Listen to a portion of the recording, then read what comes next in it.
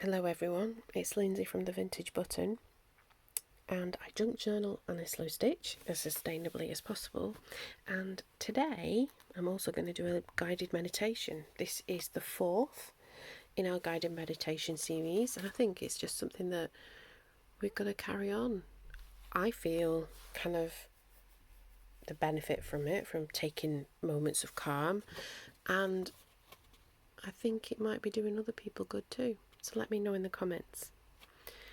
So here's how it's going to go. I'm going to talk about briefly the meditations that we've done in the past. I will create a playlist. Then we'll get on to the theme of today. And then once we've done a little bit of stitching, because it's a slow stitch one today, and a little bit of chat about the theme as we do our slow stitching, we'll move into our guided meditation. It's very short, not a big heavy thing. This is a moment of peace and calm in your week. A creative moment of peace and calm. So the first one was represented by this postcard. Sometimes it's good to have artifacts to hold, and the letter that I wrote to myself, because this is what this is representing, is packed away for a workshop I'm doing on Thursday. So anyway, this is our letter to ourselves. We wrote a letter to ourselves with hopes and dreams and thoughts. So that represents that. And then we had a pocket full of happiness. We kind of started the idea of that we were going to create something that we could be a representation of these times together. So we're going to make a rice bag eventually. And this was the first one, thinking about holding on to joy and happiness, perhaps in really sad times, but also in just the daily grind and the mundane times of our life. So it's a pocket full of happiness. And then we had about bees and be yourself. And I think we'll visit bees because I'm a bit obsessed, and kind of these little bee sayings as we go through the year. But this one was just be yourself. I think it takes a long time. Well, it took me a long time to even begin to truly be myself. So yeah.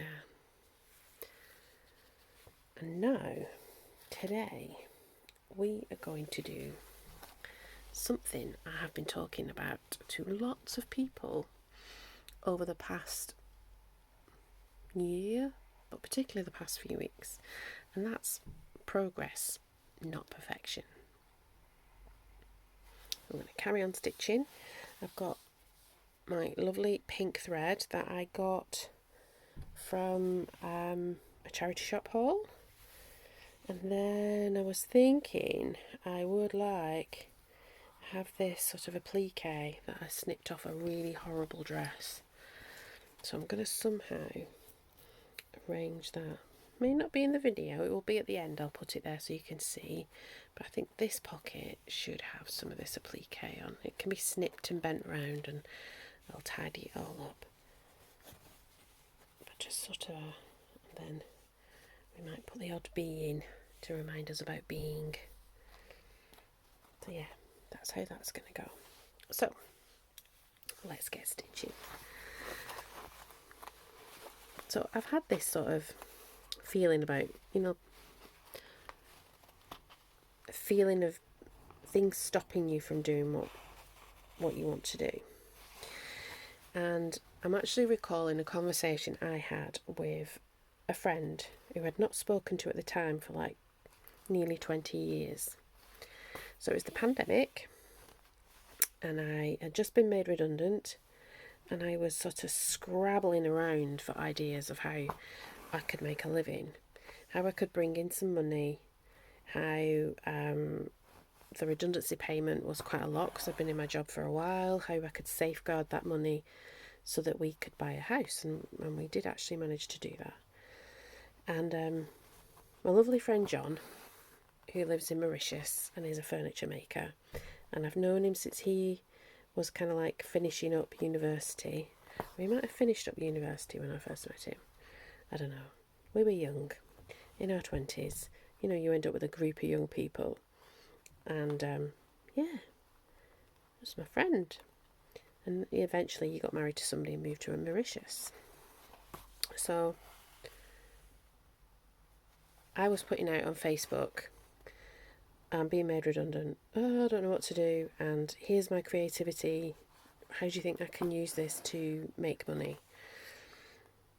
And he rang me and we had chats about it, because he basically makes money by being creative. He designs and creates furniture and other wood things in Mauritius, and has built a life for himself and his wife there.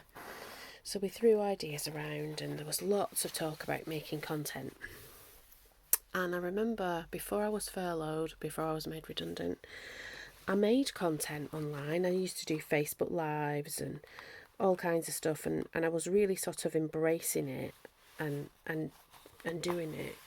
And I thought, okay, yeah, I will try. And I bought the domain name. I bought the domain name for several different names of things, and things didn't fit, and they weren't perfect. And I remember that, I thought about how I can use my creativity to encourage people when you don't have a lot of money, because we didn't then, we don't now have a lot of money, and I think we've creatively, we managed to buy a house when just through being very thrifty and frugal and saving and being creative with our resources. So there was all kinds of ideas like that floating around my mind. And nothing was perfect. Nothing worked well enough, and I used to think, no, that's a rubbish idea. That's not going to work. It's a rubbish idea.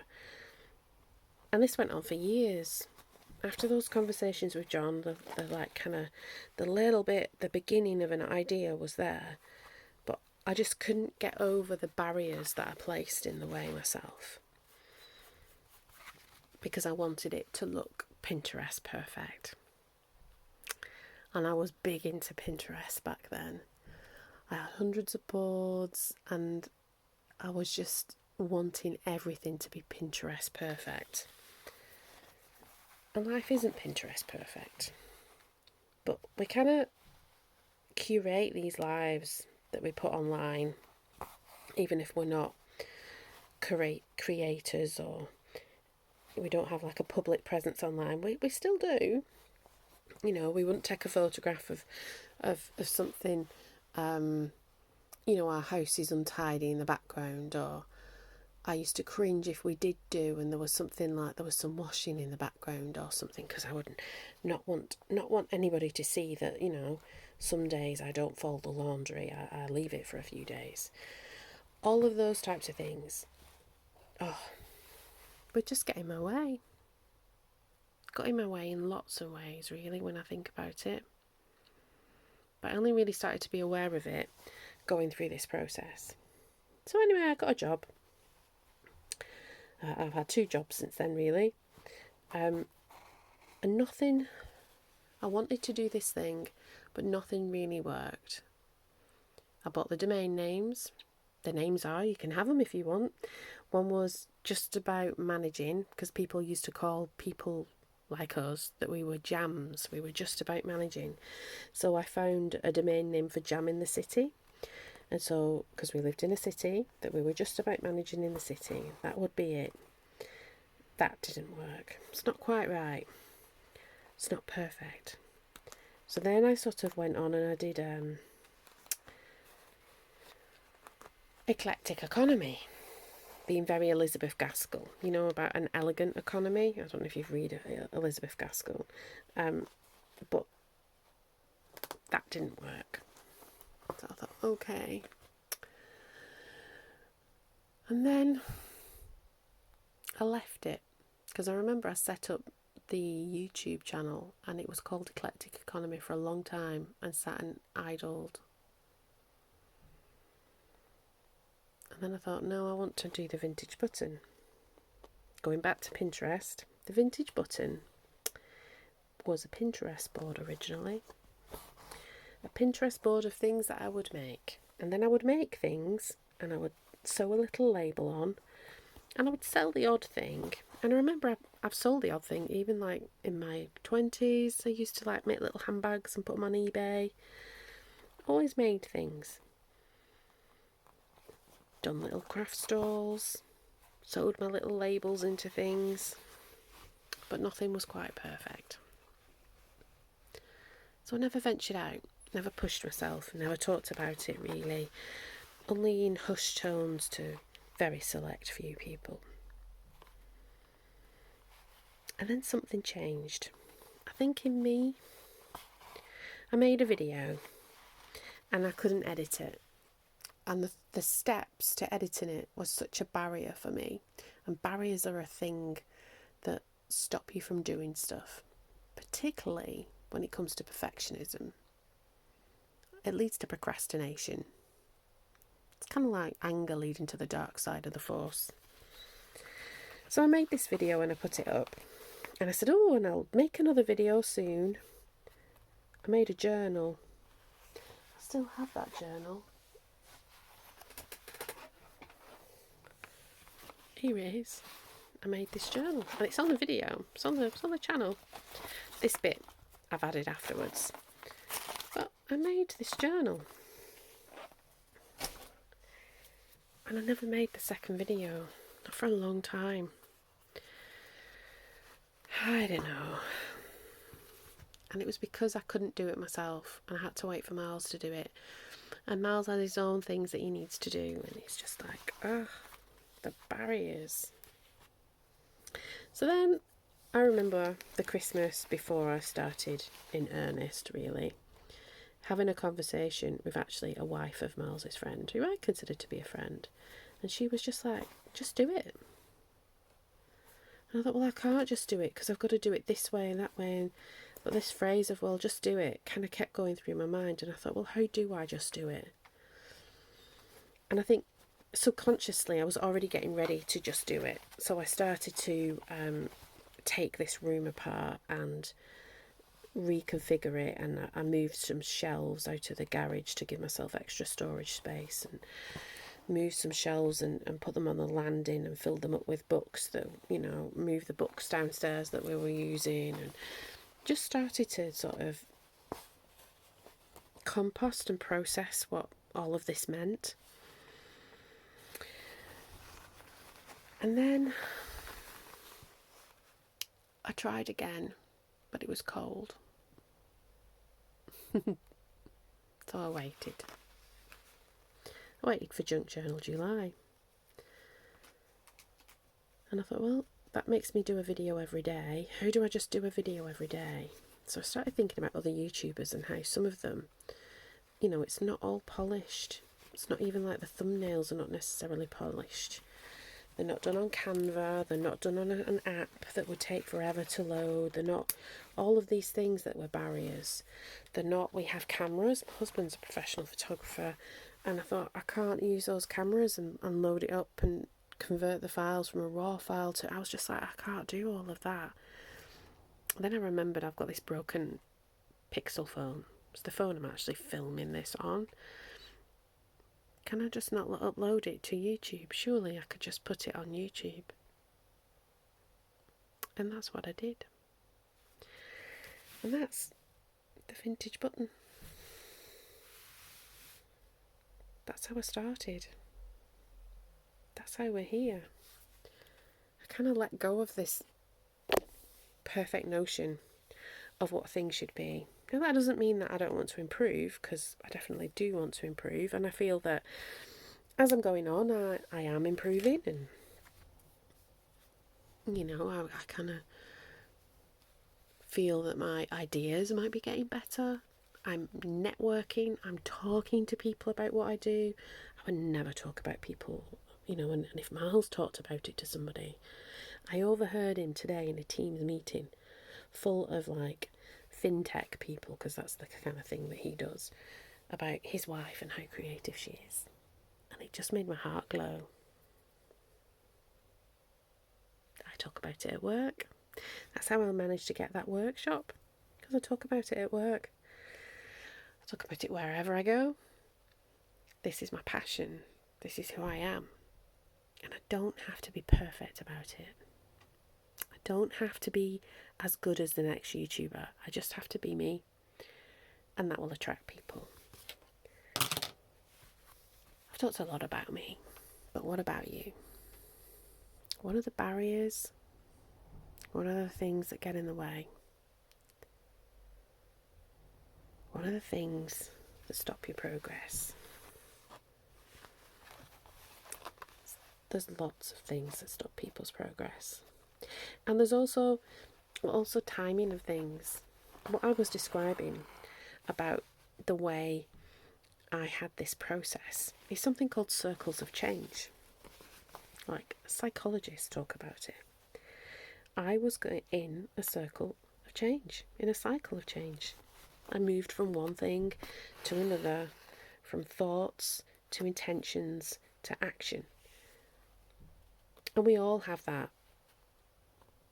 But there are still barriers. There are still things that block or hamper our progress. And not everything is possible. Life does teach us that.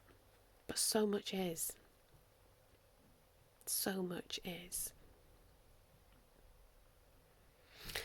So, we have barriers. But barriers can be bridged. We can go over them, we can go under them, we can go around them. We're creative. We put our minds to it. We can think of creative ways to manage and change our barriers.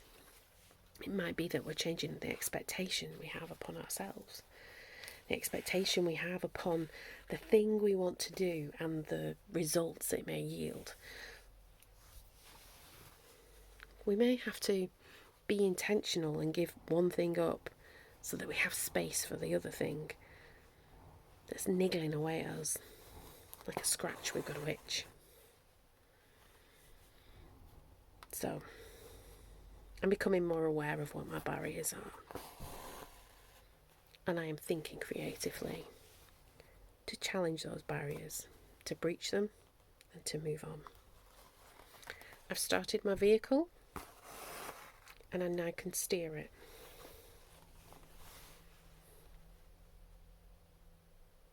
I think I know what my barriers are. What about you?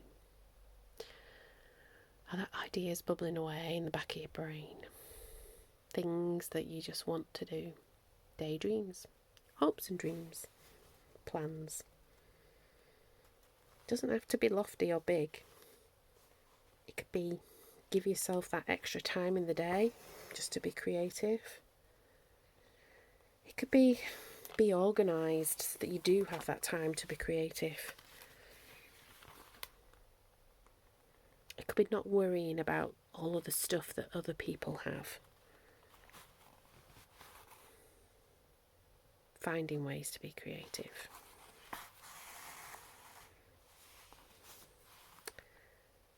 I'd love to know about your progress. Let me know in the comments. Sometimes saying an intention or setting it out loud, not with great detail, is a first step forward. I know this. This time last year, I had a YouTube channel with only a couple of videos on it and hardly any subscribers. And now, even though this is small, and I'm incredibly small fry, I've nearly got 1,000. That kind of blows my mind, really. It blows my mind. And I know not all of that 1,000 watch every video, because that doesn't reveal itself in my notices. But still, it's progress. It's not perfection, but it is progress. And I want to keep moving forward. I want to keep doing the thing. Having the conversations. Not worrying about it when things go wrong. At the weekend, I went to a museum. They were having a craft fair, and I'd organised with the organiser that I would have a table. There would be space for mini workshops for people to do, and really I wanted to connect with people and talk to them. And because I have the possibility of sort of doing workshops in my mind, like kind of in-person workshops, that's something that I can do. It's very well within my skill set. So I thought, well, it's a little beginning. Let's have a try. When I got there, it was a bit of a shambles. It was very hot. They had to move more people into the building than they expected, and there just wasn't room for me to do what I wanted to do. So I had to change my expectations, pivot in the moment, and make the best of it. I did have stock to sell that I didn't sell because people don't quite understand junk journals and slow stitch, because it's not, well, certainly not the way I do it. It's not pretty stickers and a planner book. But you know what I did do? And this is much more valuable than making my £10 stall feedback. Is I had amazing creative conversations with people, with other stall holders. I talked to a woman about weaving, and she showed me so many things, and talked to me about things, and I just sort of soaked up the wisdom. And I had conversations with the people who were walking through the market, told them about the channel. Strangers, telling them about the channel. Told them about the things I do, the ethics behind it. Because I let go of that perfect expectation I had in my head.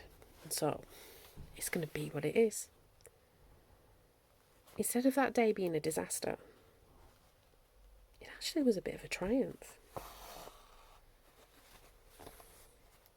It's because I'm choosing progress over perfection. Feels a bit like a preach today. I didn't mean it to be preachy. I just wanted to tell you my thoughts. So I don't know. Let me know in the comments. What do you feel about perfection? It's difficult when perfection is sort of something that is in your brain and you're trying to be creative. Because creativity is messy. It's not Pinterest perfect. It's snippets on the floor, paint on the desk, threads everywhere, and the odd lost pin. How do we reconcile that with ourselves? How do I reconcile it with myself? These are all questions that are very valid. And I don't think they're too deep. I think it's okay to think them. I don't think it spoils our creativity. I don't think it spoils the fun. In fact, I think it can enhance the fun. When we acknowledge a few things, let a few things go, and move forward. Because we're doing progress, not perfection. So, I'm not going to finish it because we're doing progress, not perfection. I'll finish it for the thumbnail. But I do think it's time that I get comfortable.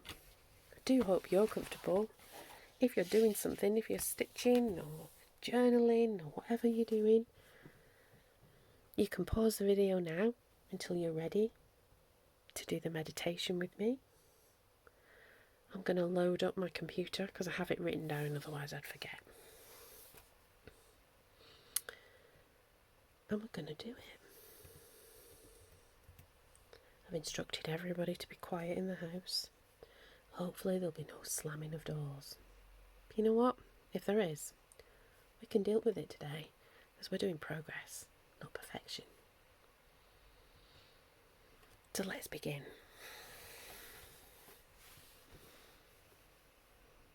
Find that comfortable position. It can be on your bed, it can be on the sofa, the chair that you're sitting in. Let it hold your weight. Let you feel secure, rested, comfortable. Allow yourself to settle. Feel your body supported and at ease. You can close your eyes if you wish, or you can focus on the screen, or simply lower your gaze.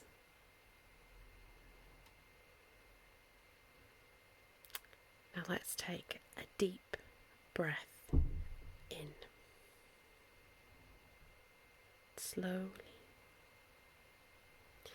And as you breathe out, let go of the day's expectations.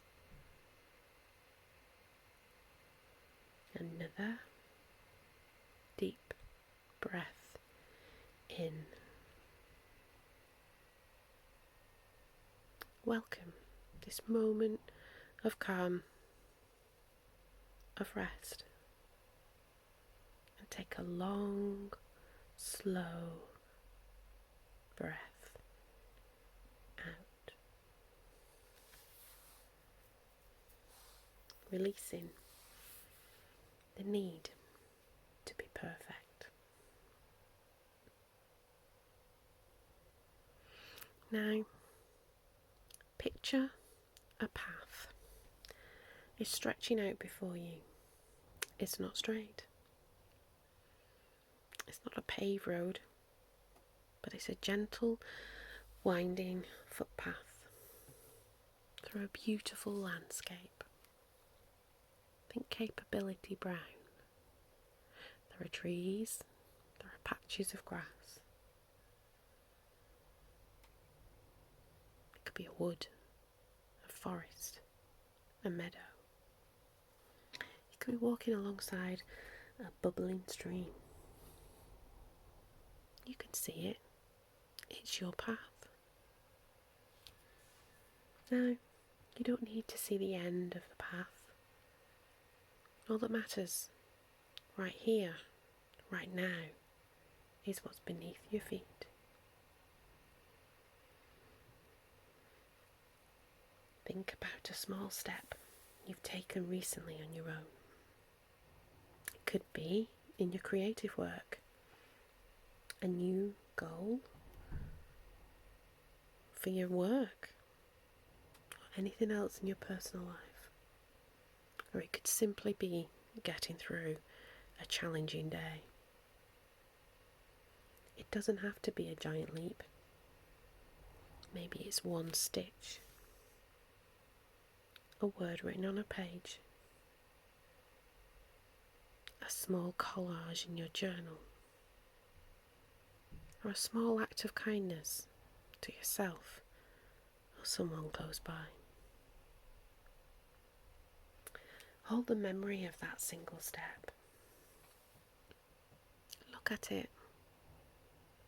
See it, it's not for perfection, but just because it's there, it exists. Proof that you are moving forward. Proof that you're trying. That's your progress.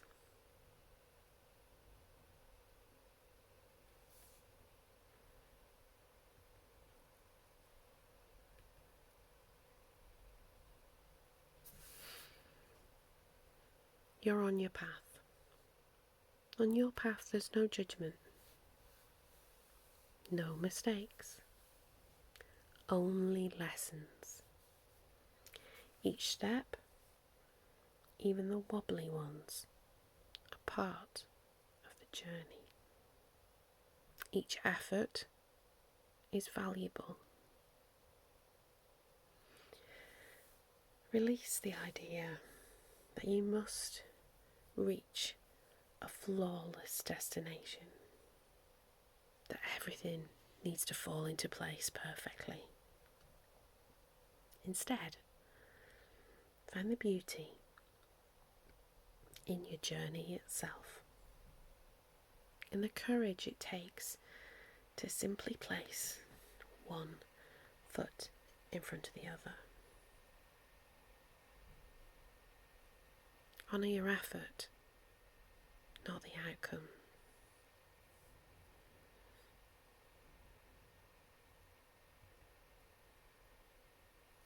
Feel a gentle acceptance of where you are right now. You're in the right place at the right time. It's okay just to be you.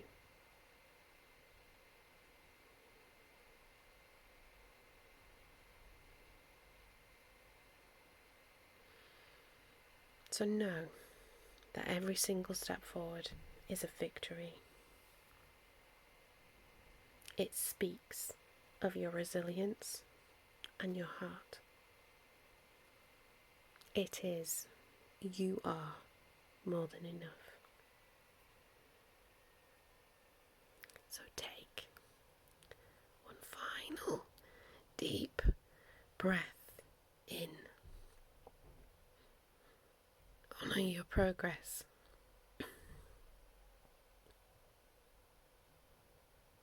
And as you breathe out, gently bring your awareness back to the space. Notice the sounds around you, the feeling of the chair, or the sofa, or the bed, or the floor beneath you. And when you're ready, you can slowly wiggle your fingers and your toes and gently open your eyes.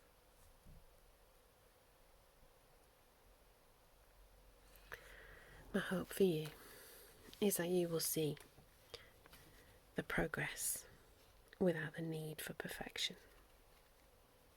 That you will carry an acceptance of you for being who you are.